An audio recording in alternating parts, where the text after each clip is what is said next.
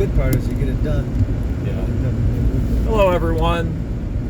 Campbell Woods here, head coach of the NIRC crew team. We're on our way home from the NIRC Regatta, our conference championship. I've got a guest in the truck with me today. Bob Missert, our alumni leader, is rolling in the truck with me. So thanks for being with us this weekend, Bob. You got it. Just wanted to give a quick recap of the race today and our kind of coach's thoughts about how we did. We'll start with the 3V. The 3V rode in their heat with Tufts, Hobart, Williams, and UNH. And it's a good race. The top three boats, Tufts, Hobart, and Williams, kind of took off earlier in the race, and they all pulled a time in like the 6:20 range, and then the 3V went about 6:43, so about 15 seconds behind those guys, and then they beat UNH by a very sizable margin. UNH went about 7:30 in that heat, and so it was the top three boats to move up to the final, to the grand final for the 3Vs. I think our guys had an okay race in the heat. They were well off the pace, and so I didn't think they felt like they missed out on where they should have been, and kind of set their sights on the final, the petite final. We raced WPI and New Hampshire in the petite final, and we kind of knew that we could beat New Hampshire pretty soundly after the first race, and the goal was to see if we could hang with WPI. WPI had gone about 15 seconds faster than us in the heats based on times, and so the goal was to be as aggressive as we could with that boat and really attack. And so I think they had a pretty aggressive start. WPI was able to get away by a pretty good margin in the early part of the piece. And then NIRC opened up their sprint. They took their first shifts up pretty early, about 800 meters to go, which is a big distance from the finish. And they were able to walk back in and ended up finishing about 8 seconds behind the crew from WPI. And so I think they were pretty pumped with that. They had shut down some of the margin that we saw in the heats, and that was cool to see. And our boat really was more of a freshman 8 and not as much of a 3V. We had 5 of the athletes in that boat were freshmen. 6 of them were freshmen, and of the 6, 5 of them were novices. And so I think that the UNH boat was a true freshman 8. I was pumped to see that we had a great result with that boat, and I was excited that these guys got an opportunity to race, and and had a great season together, and I think we're excited to have them back in the fall and see most of these guys take their next steps in their rowing career. So it was a good day for that boat. The second varsity was probably the performance highlight of the day. The 2V, their big goal was to make the grand final. And they raced Wesleyan and Bates and Coast Guard in their heat. Bates was ranked above us, as was Wesleyan. And the guys had a fantastic, super aggressive heat. Really clean, hard start. The announcers were talking about, on the live feed that the boat was really aggressive off the start line. We were ahead of both of the other crews in the early going of that race. And really the story of the race was that Wesleyan got out in the first 500 to a pretty dominant lead, and Marist got into a great battle with the crew from Bates. And because of that great start, Marist was able to get the upper hand early on, and during the first 1,000 meters walked out to about a length lead. We were never able to break fully open on the Bates crew, but we're about astern on them at one point in that race. The Wesleyan crew started to shut down about halfway through the race, and then Marist and Bates got into a great fight and walked back into Wesleyan, and by the finish line it was really close between the three boats. I think the Wesleyan crew didn't expect for the other two boats to come up on them so quickly. So Wesleyan ended up winning the race by only about, it was 0.03 of a second. Wesleyan won the heat over Marist, and Marist was about a second and a half over Bates, about half a boat length. Marist started their sprint early. Bates in the third 500, Bates made a big move to crawl back in, and were maybe 3 or 4 seats down, and then Marist was able to respond, to push back in their sprint and secure the second place in the heat, and that got us into the grand final. So the boat was really excited about that. It was a cool race to watch. We had a lot of fun watching them, and the grand final setup ended up, it was Tufts that won it, followed by Williams, and then Wesleyan, Trinity, Hobart, and Marist. Marist was the crew that was kind of happy to be in there. We had kind of talked about what we wanted to do before they went out for the final. That's a difficult thing when you're training a crew and when you're working with that boat. Our big goal was the first race of the day, and that was something we talked about ahead of time. And so once you get what you want out of the first race of the day, you kind of have to reset and recalibrate as a boat. And I thought they did a good job of that. We kind of set some goals for the final. The 2V, the main goal was to get out and see where we were in the early part of the race. We had a vague idea that probably some of the crews we had raced in the morning did not show their speed in the heats. They were doing just enough to be ahead, and saving some of their powder for the final. And that definitely was what took place in the final. Tufts and Williams especially showed a lot of speed in the final that we didn't see in the heats. And Marist did what we wanted to do. We were a little bit rougher around the edges off the start line for the first 5 to 10 strokes, but then super aggressive rhythm, and we're right on top of Hobart, right on top of Trinity throughout the first 1,000 meters of the race. And then in the second 1,000 or the third 500, I think Trinity got away for sure. Trinity got up about a boat length, and Hobart was able to slip away at the end by about 4 seats.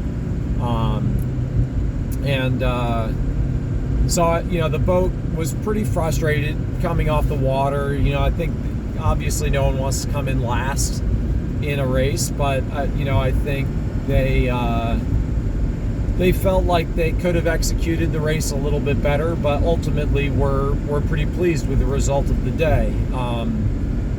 I think it's pretty telling. We raced Hobart 3 weeks ago in our last duel of the regular season, and we were about 7 to 8 seconds behind Hobart at that race, and today we were 1 second behind. And so I think that speaks to the crew and how hard they've worked this year. It's also worth noting that we've been doing a lot of switching and seat racing between our top two boats over the last 3 weeks in an effort to find a new gear in our Varsity 8. And so that certainly did not leave the second Varsity with a lot of time to develop as a boat. They had about 6 or 7 rows together as a crew before this race, and in this lineup. And so, props to that boat for coming together like they did. I think probably a very special props is owed to Peter Martinich, one of our sophomores, who had never rowed in stroke seat before until this weekend. And Peter really stepped up, did not hesitate at the opportunity to be in that seat, and laid down a great rhythm. So we're excited to see what he has in store for us for the future. I think that was really cool. And also huge props to Kayla, our senior coxswain, who had the 2V for this race. I think Kayla really showed today how strong of an athlete she is, and her really strong racing instinct, especially in the heat, but really in both races. Knowing when and how to respond to other crews when they're moving on us, and calling the right moves at the right time. She called an audible in that first race and started our sprint about 200 meters earlier than planned, which is a move that clearly paid off. And so, really pumped to see them have a good result today. And I think that result for the 2V, really illustrates how that boat was this season. I think we knew that the 2V was really close to the Varsity all year, and they had some great races during the regular season, and they did it again today. And so I think that bodes well for the future. There were 100% returning athletes except for Kayla in that boat, and so we'll be excited to see what that experience has in store for us in the years to come. Varsity 8, similar goals. Outside shot at making the final. We had MIT and Williams in our heat, who we knew were both going to be really tough, as well as Coast Guard and Skidmore. And MIT was down on Williams in the earlier part of that race, and then ended up walking away to a really dominant win in the heat. And then Williams was behind them, and Coast Guard got away from Maris by about 4 seconds. And then Maris came in at 6:23, about 4 seconds behind Coast Guard, and well ahead of Skidmore. So, the Varsity during the heat, I think my 2 cents is I really wanted to see them get out and be a little bit harder core, a little bit more aggressive in the earlier part of the race, and really attack. And I think they felt like the piece was one of their better executed pieces that they had over the course of the year. And so that put us in the petite final.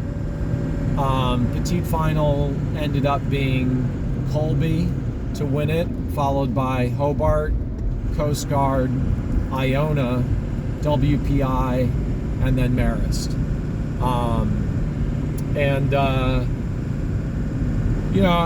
I think just kind of similar vibes from that piece. The guys felt like they executed the piece pretty well.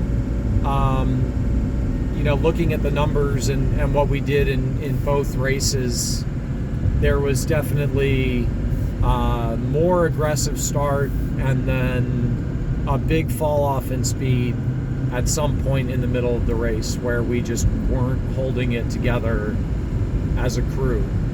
And so, I think the hard part of the varsity this year and the challenge of where we are as a crew is that we had two boats with very, very similar fitness levels. And when you look at those two crews, there really were not 8 guys who had truly elevated themselves to another level to be varsity 8 level athletes. For certain, Gavin Crouch, our senior, he's busy pulling a 6:11 on the erg, and there were a couple other bright spots, but if you look at the raw times and the weight adjusted times through those two boats, there really wasn't a lot of differentiation. And we kept seeing that at home. We kept trying to switch different athletes and find a combination that would really take off. This particular lineup had moments at home where they really took off, and then they had moments that the 2V was right on top of them, and so ultimately I think that was just part of the challenge of this season is we had 16 guys who were very close to one another, and what that led to at home was very brutal day in and day out competition between those two crews, which I think added a lot of value to the season as far as giving these guys racing experience and understanding the mentality that they've got to bring to practice every day. But at the same time, I think that was very frustrating for the varsity, both in the practice setting and on race day, where the varsity really wasn't going a lot faster than the 2V. I think we went about 5 seconds faster today than the second varsity, and that pretty much adds up to what we were seeing at home. And so that just meant that when we got to these races, where we're seeing other crews, their varsity 8 is on another level. Our varsity 8 just wasn't. And so, this is an illustration of just where we are as a team in this moment. We had 4 total upperclassmen in those crews, and so it's a lot of youth and inexperience, and there was a lot of learning going on throughout the season, and today was part of that. So I think the varsity came off the water frustrated, but I think probably resigned to kind of where we are in the pecking order right now.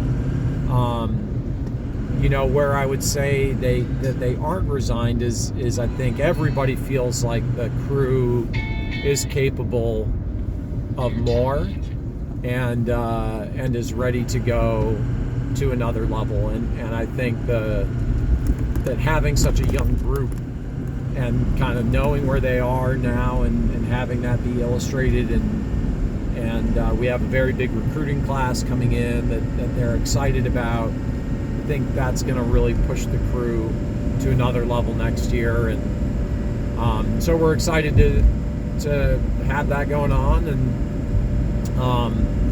special thanks in that crew to our 2 seniors who were in there, Oxel Durwood and Gavin Crouch, who's our team captain for the last 2 years. Both of those guys have been truly instrumental in mentoring this younger group of athletes. And I think it's very easy, if you're in a group like this that's so young, for the varsity veterans to develop some animosity, and it's very easy for them to get frustrated with where the crew is at as a whole, and that there isn't more support at their speed level. And both of these guys did an amazing job over the last 2 years of understanding where the crew was at, understanding the long-term vision of the team and where each season and each moment fit into that vision and how we were going to get there. And so we're really proud of the work that they did. Oxel's going to be hanging around a little bit next year and helping out from time to time with some coaching, which we're really excited for.